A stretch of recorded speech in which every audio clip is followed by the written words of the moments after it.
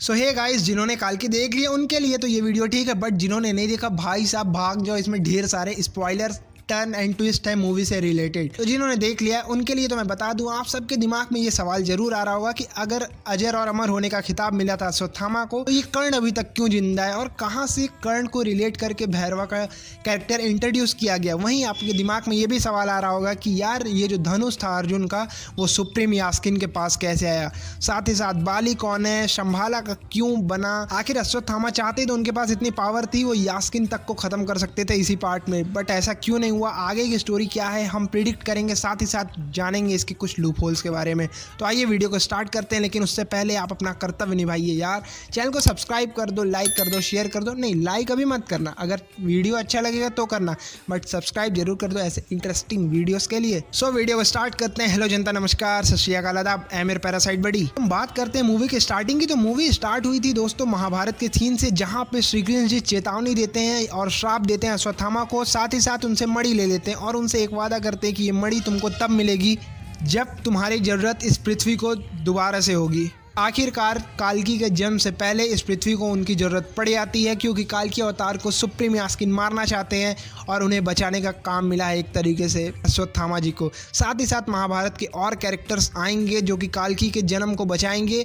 एक तरीके से तुम इस तरीके से समझो कि जो काल्की अवतार है वो एक तरीके से विष्णु जी का अवतार है, और विष्णु जी रिलेट करते हैं कान्हा जी से। तुम ये समझो कि पुराने समय में जिस तरीके से कान्हा जी का जन्म हो रहा था, कंस मामा थे उनके लिए हत्यारे, सेम एज अ कंस समझ लो सुप्रीम यास्किन है जो वो रोल प्ले कर रहे हैं। मतलब तुम कंस मत समझो, वो वाला कैरेक्टर उनके अंदर है जो मरने से, अपने आप को मरने से डरते हैं और दुनिया में राज करना चाहते हैं और चाह रहे हैं कि हम काल्की को पैदा होने से पहले ही ख़त्म कर दें। जिस तरीके से कंस चाहता था मैं दुनिया पे राज करूं और कृष्णा जी को ख़त्म कर दिया जाए, क्योंकि ये चीज़ इम्पॉसिबल थी। सेम यही चीज़ इस मूवी में होगा, लेकिन तरीका अलग है। बात करते हैं आगे। मैं अश्वत्थामा की बात कर रहा हूँ, आपके दिमाग में एक सवाल जरूर आया होगा कि अश्वत्थामा के पास इतनी पावर है, वो चाहते तो यास्किन के पूरे युद्ध को ख़त्म कर सकते थे, बट वो ऐसा नहीं किए। आप ध्यान दिए होंगे कि स्टार्टिंग में ही जब उनसे मणि ले ली गई थी तो उनकी सारी शक्तियाँ चली गई थी और वो सारी अपनी धनुर्विद्या जितने युद्ध कराए थे सब भूल चुके थे। बस उनके पास एक लंबा चौड़ा शरीर था और मारने पीटने की ताकत थी। लेकिन आप लोग ये भी सोचो कि आखिरकार वो कौरवों की तरफ से लड़ रहे थे, तो क्यों श्री कृष्ण जी ने उन्हें ये बोला कि तुम जाके आगे काल्की का जो जन्म होगा उसको बचाना, क्यों धर्म की तरफ उनको मोड़ा? क्योंकि आप सबको पता है हमारे कृष्ण मुरारी कभी भी अन्याय नहीं करते। पहले तो ये लोगों की विडंबना ऐसी थी कि इनकी मजबूरी थी कौरवों की तरफ से युद्ध करना, परंतु एक तरीके से इनको एक चांस दिया गया है कृष्ण जी द्वारा कि आप धर्म की तरफ से इस बार लड़ाई करो, यानी कि 2898 BC में, AD में। वहीं अगर हम बात करें भैरवा की, तो भाई साहब वो एज अ कर्ड इंट्रोड्यूस हुए हैं, जो कि स्टार्टिंग में उनका रोल काफ़ी ज़्यादा कॉमेडी से था। अड़ियल सा लड़का जो कि मस्ती मजाक करता है, सड़कों पे घूमता है अपनी बड़ी सी गाड़ियाँ लेके, बट वो एक जिसके अंदर बहुत ज़्यादा थी कि वो एक पावरफुल इंसान था। उसके बारे में सब ये जानते थे कि वो कोई लड़ाई नहीं था। तो शायद हमें पार्ट 2 में पता चले कि भैरवा एक पावरफुल इंसान क्यों था। जिस तरीके से एक पेड़ से निर्माण हुआ था सारे जगत का, एक पत्ते से निर्माण हुआ था सारे जगत का, सेम उसी तरीके से आप देखोगे इसमें एक शंभाला में जब अटैक होता है, यास्किन के सारे वर्कर्स और उनके जो सोल्जर्स होते हैं जब अटैक करते हैं शंभाला पे दीपिका पादुकोण को बचाने के लिए, तो वो एक पत्ता टूट के गिरता है कर्ण के उस हथियार पे जो अश्वत्थामा लिए रहते हैं, परंतु वो हथियार उस टाइम भैरवा के हाथ में रहता है और कर्ण की शक्ति उसके अंदर आ जाती है। आप ये जानो कि उसको याद नहीं रहता कि मैं कर्ण हूँ और मेरे अंदर ये पावर कहाँ से आई। तो एक तरीके से तुम लोग ये जान लो कि आगे वाले पार्ट में अश्वत्थामा उनको बताएंगे कि आपको इस जन्म में अधर्म के लिए नहीं धर्म के लिए लड़ना है, क्योंकि आप अगले जन्म में चूक कर चुके थे, इतना बड़ा पाप कर चुके थे, तो कान्हा ने आपको ये जन्म दिया है। आपकी बॉडी का एक रेप्लिका है इस 2898 AD में, ताकि आप धर्म की तरफ से लड़ाई करें। और उन्हें मुझे पक्का पता है कि अश्वत्थामा उनके शक्तियों का याद दिलाएंगे और आखिर वो इस कॉम्प्लेक्स के यूनिट्स के पीछे ना भाग के काल्की की मदर यानी दीपिका पादुकोण को प्रोटेक्ट करेंगे।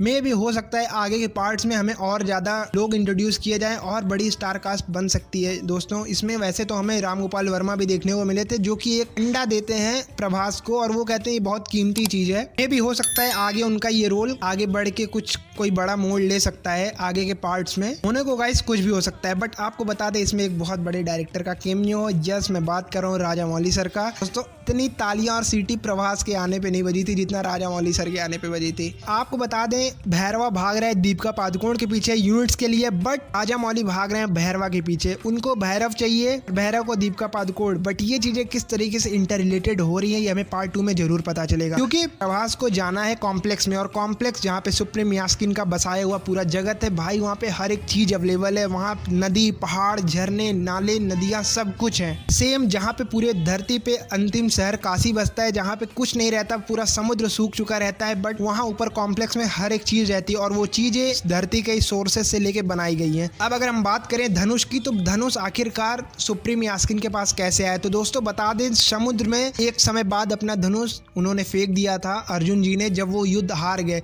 बट उनसे बोला गया था कि आपको इसकी आगे जरूरत पड़ सकती है। तो वैसे भी ये धनुष कई सारे महापुरुषों के पास से होके आया था, इसलिए एक लिहाजा मान सकते हैं कि वो सुप्रीम यास्किन को मिल गया जब समुद्र सूख गया होगा।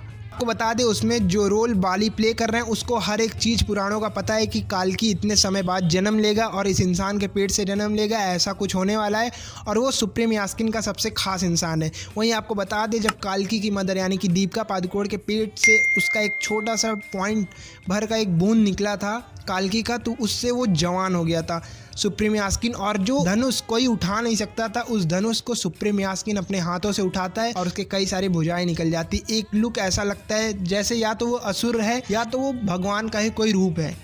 वहीं अगर हम बात करें, शंभाला को अच्छे से इंट्रोड्यूस नहीं किया गया है मूवी में कि शंभाला आखिर शंभाला में रहने वाले लोग ये हैं कौन, आखिर ये लोग क्यों कल्की को बचाना चाहते हैं, ये लोग किस तरीके से अपना रोल प्ले करेंगे इसमें, ये अभी कुछ नहीं बताया गया है मूवी में भी आगे बताया जाएगा शंभाला कैसे बसा और शंभाला के लोगों का क्या मोटिव है, क्यों आखिर वो दीपिका पादुकोण को बचाना चाहते हैं और वो आखिर क्यों कल्की अवतार को ढूंढ रहे हैं। और अब शंभाला वालों के पास एक और नया सिपाही यानी कि अश्वत्थामा। ऐसे आगे करते करते 8 चिरंजीवी मिलने वाले इस मूवी में और दोस्तों मूवी बहुत ज्यादा ब्लॉकबस्टर होने वाली है आगे के पार्ट्स में। बाकी आप लोग इतना जान लो, जो सुप्रीम यास्किन है वो काली है या नहीं है, बट ये जान लो कि प्रोजेक्ट के इस पे डिपेंड नहीं करता कि हमें कल्की चाहिए। प्रोजेक्ट के कोई और चीज़ है जो कि किसी को नहीं पता वो क्या करना चाहता है यास्किन। प्रोजेक्ट के बारे में इवन जो साइंटिस्ट काम कर रहे थे उन्हें तक नहीं पता।